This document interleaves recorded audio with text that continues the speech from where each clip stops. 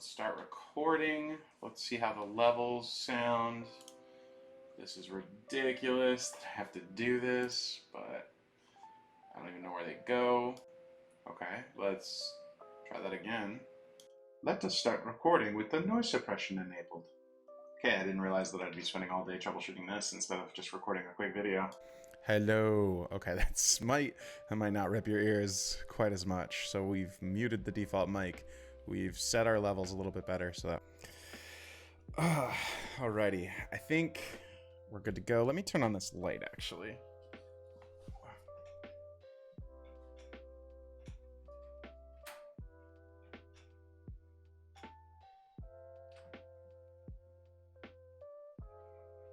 You know, I see a lot of YouTubers begin their videos.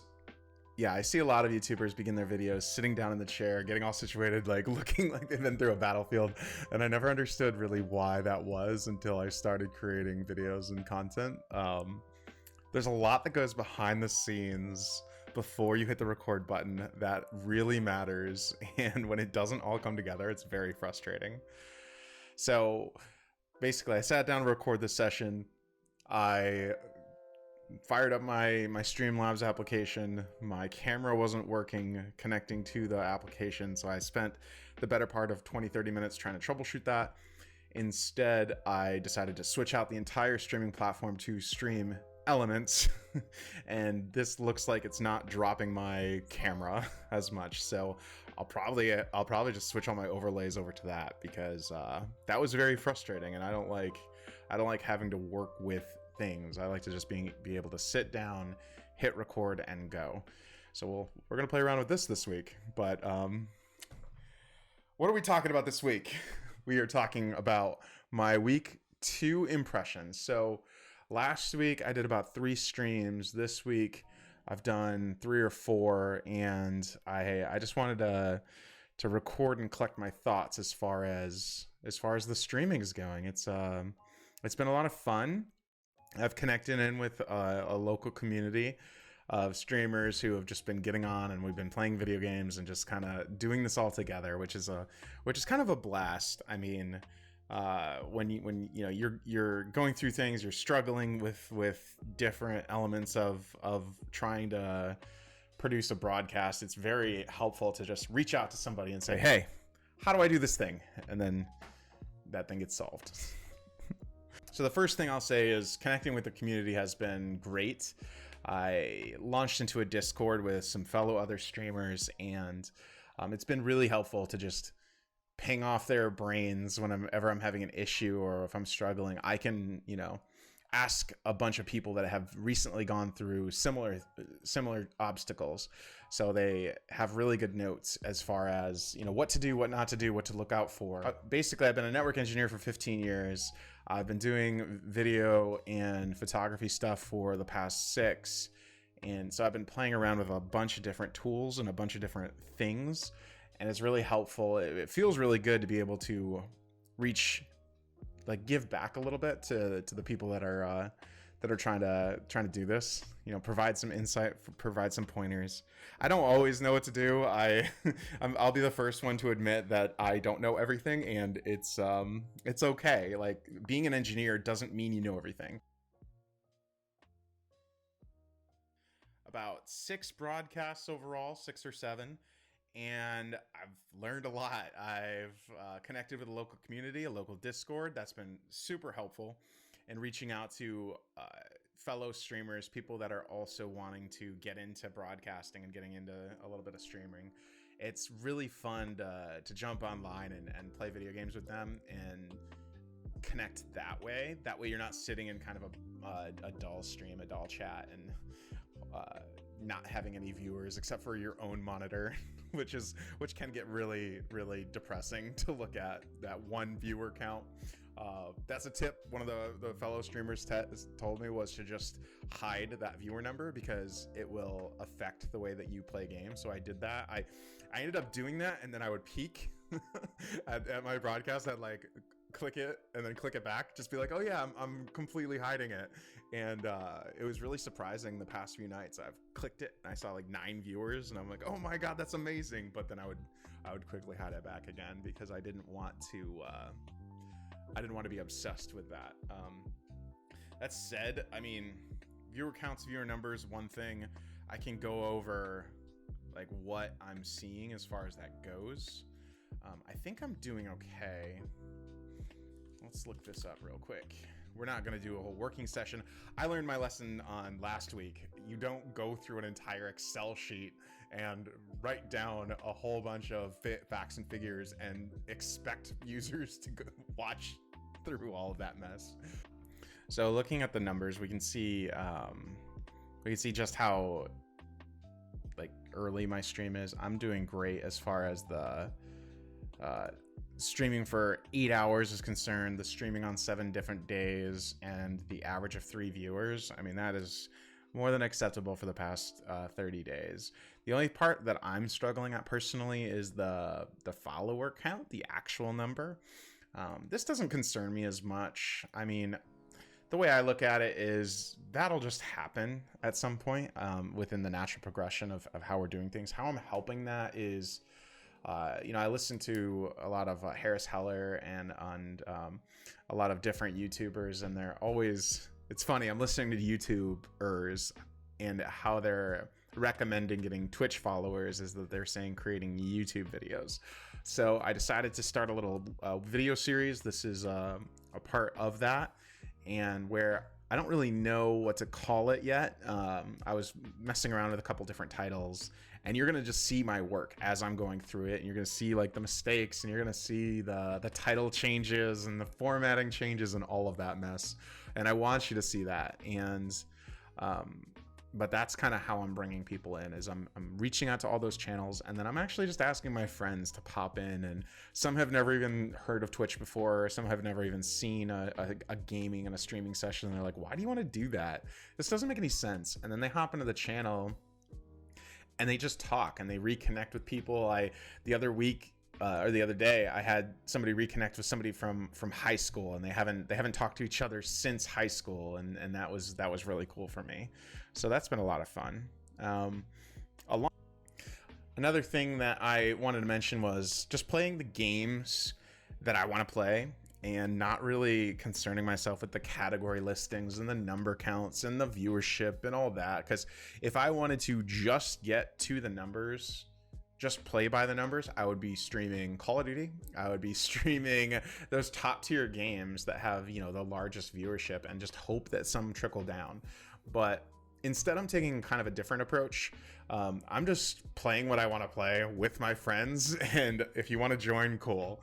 And that's been kind of nice, just to have kind of a relaxed atmosphere in the stream. And we're not, we're just looking to have some fun and play some games and see where this goes. So I've had a lot of comments this past week, actually, where viewers will appreciate the fact that I'm not chasing and hunting the numbers. I mean, I know on this update I'm talking about those, but generally in the chat I just have a quick goal bar up at the top, and I don't really mention it. I mention it maybe once at the beginning, once at the end, or once at the end, just very minimally. I don't want viewers to get the impression that I just need them and I want them there as like a number. I'd rather people come into my channel just to enjoy the environment and hang out with us, not be like, oh, I need you for my goal for me, because that sounds very selfish.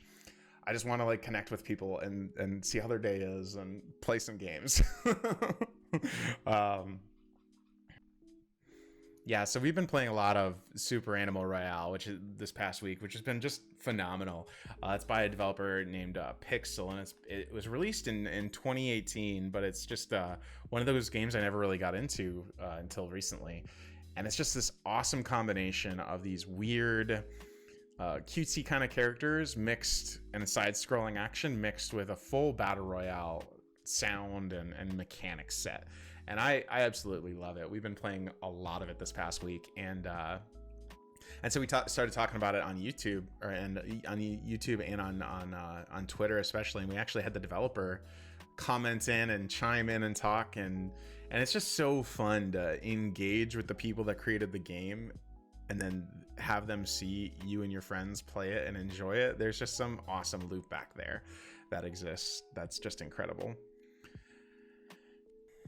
Recently, we also played a little bit of Valorant, and you know, for all the horribleness that I am at FPSs, I actually did okay with Valorant. It reminded me of old Counter-Strike, you know, my college days, and linking up computers in our dorm rooms and playing that, and using the campus internet to get out before any rules were really in place there. So those mechanics just really felt like home a little bit. So those are two main games we played this past week. We've been playing a lot of Super Animal Royale, actually. Like, I also reached out to a graphic designer, because I know a couple of my friends have already hit affiliate and they've already unlocked their emotes, and they were super excited.